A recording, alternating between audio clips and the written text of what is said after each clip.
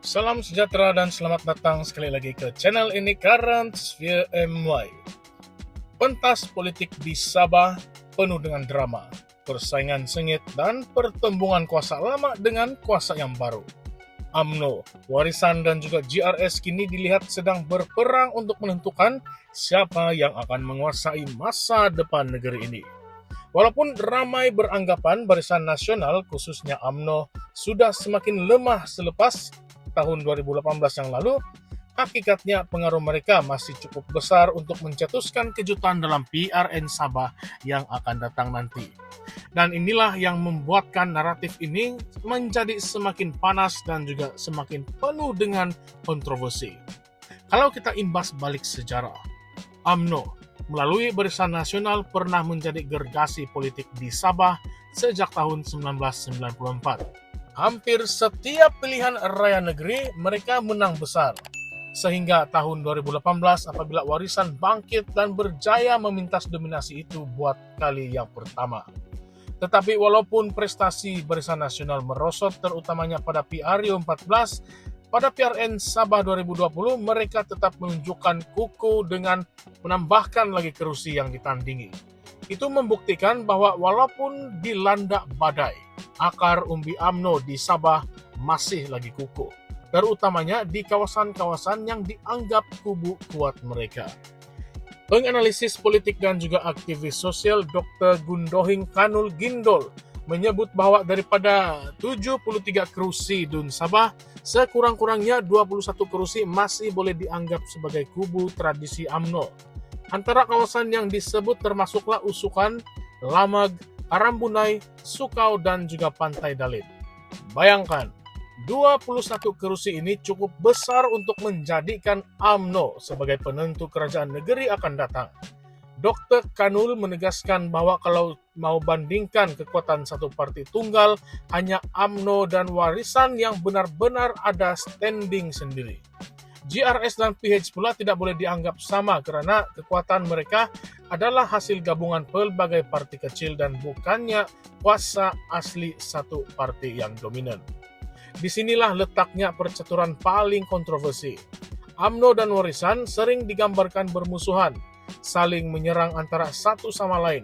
Tetapi menurut Dr. Kanul, jangan terkejut kalau selepas PRN nanti kedua-dua parti ini bersama-sama pula membentuk kerajaan. Tambah lagi kalau KDM masuk campur dalam pakatan itu. Tidak mustahil kerajaan negeri yang stabil akan selesa boleh terbentuk dengan majoriti mudah 37 kerusi. Walaupun sekarang mereka berperang, politik Sabah ini terkenal dengan kejutannya. Hari ini musuh, esok tiba-tiba jadi kawan. Jadi apabila kita sebut GRS, kita tidak boleh lupa bahwa ia adalah gabungan sepelbagai parti, termasuklah Bersatu sebelum ini, STAR, SEPP, dan juga lain-lain. Tetapi masalahnya kekuatan GRS ini bukan datang daripada satu parti besar yang kukuh.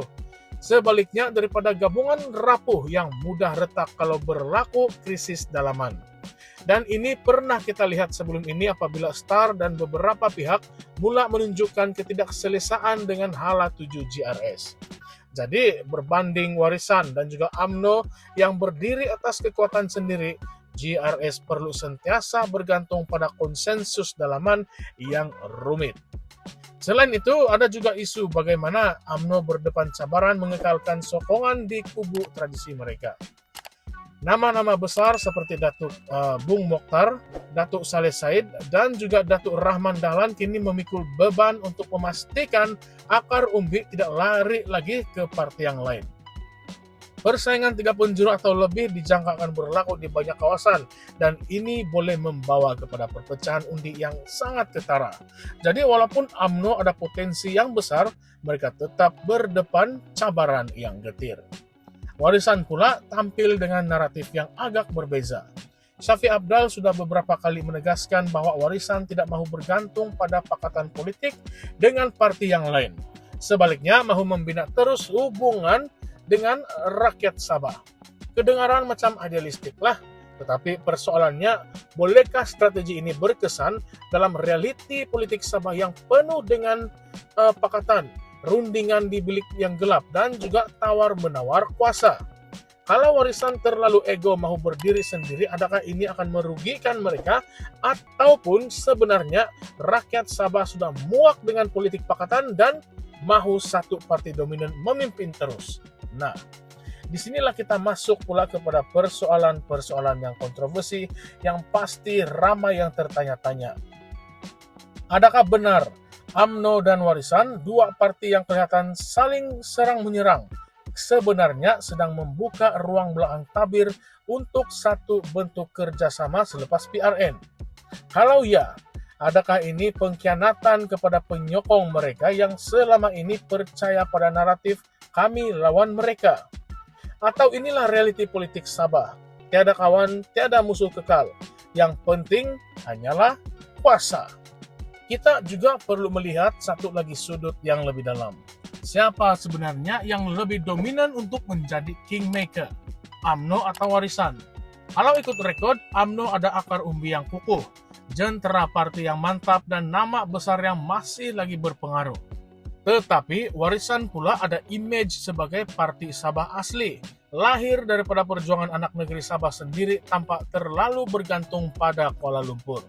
Jadi dalam keadaan Sabah sering rasa dianaktirikan oleh kerajaan pusat, adakah rakyat akan lebih selesa memilih Warisan karena mereka dilihat lebih lokal dan tidak tunduk pada Putrajaya?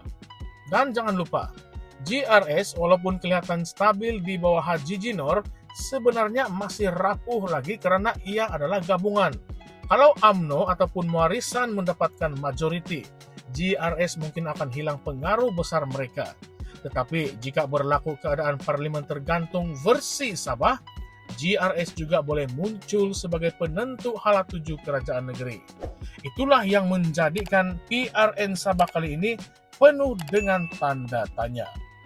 Jadi, sahabat-sahabat semua, penonton-penonton sekalian, mari kita renungkan satu persoalan yang cukup menggegarkan. Kalau betul selepas PRN nanti UMNO dan Warisan bergabung untuk membentuk kerajaan, adakah itu satu bentuk pengkhianatan politik ataupun satu strategi yang bijak demi kestabilan Sabah? Adakah rakyat Sabah akan terima dengan hati yang terbuka atau sebaliknya marah karena merasa diperbodohkan dengan permainan politik yang licik? Bayangkan, malam keputusan diumumkan, jam baru pukul 9 lebih, pintu belakang sudah terbuka luas, perbincangan pakatan sudah dimeterai, dan esoknya Sabah bangun dengan kerajaan baru yang mungkin langsung tidak dijangka oleh pengundi sendiri. Nah, kawan-kawan, beginilah realiti politik Sabah. Penuh dengan drama, penuh dengan kejutan, dan sentiasa membuatkan kita tertanya-tanya. Siapa sebenarnya yang sedang bermain catur di belakang tabir? UMNO, Warisan, ataupun GRS? Dan yang lebih penting, adakah rakyat Sabah sekali lagi akan menjadi bidak dalam permainan kuasa ini? Nah, kalau kamu rasa cerita politik Sabah kali ini sekadar drama yang biasa-biasa, pikirlah semula. Ini bukan drama, ini adalah realiti yang bakal menentukan masa depan negeri di bawah Bayu. Jadi persoalannya, adakah kita sedang menuju ke arah politik matang, atau sebenarnya kita sedang berpusing-pusing dalam kitaran pengkhianatan yang tidak berkesudahan? Inilah tanda soal yang besar yang hanya akan terjawab selepas PRN Sabah berlangsung. Tetapi sebelum itu saya mau tahu, apakah pendapat Anda? Kalau betul UMNO dan Warisan berpakat, adakah Anda akan sokong demi kestabilan? Ataupun Anda akan rasa tertipu karena undi Anda dipermainkan? Coba tinggalkan pandangan Anda dan komen Anda di ruangan komen di bawah karena perbincangan ini tidak akan habis di sini saja. Dan kalau Anda mau terus mengikuti analisis penuh kontroversi macam ini, jangan lupa untuk tekan butang subscribe, like, dan share video ini. Karena percayalah, politik Sabah kali ini lebih panas daripada apa yang kita jangka, dan setiap pendedahan baru hanya akan menambahkan lagi misteri di sebalik perebutan kuasa ini. Sekarang, saya ingin tanya Anda satu lagi soalan. Siapakah sebenarnya yang akan menang besar di Sabah? UMNO, Warisan, ataupun GRS? Atau mungkin gabungan mengejut yang akan muncul dan mengubah segala-galanya? Kalau Anda mau tahu jawabannya, kita kena tunggu malam keputusan PRN. Tetapi satu perkara pasti, Sabah tidak akan sama lagi selepas itu. Baiklah kawan, salam sejahtera semua, salam perjuangan dan salam reformasi. Kita jumpa lagi di dalam konten yang seterusnya nanti. Sekian saja semua, terima kasih.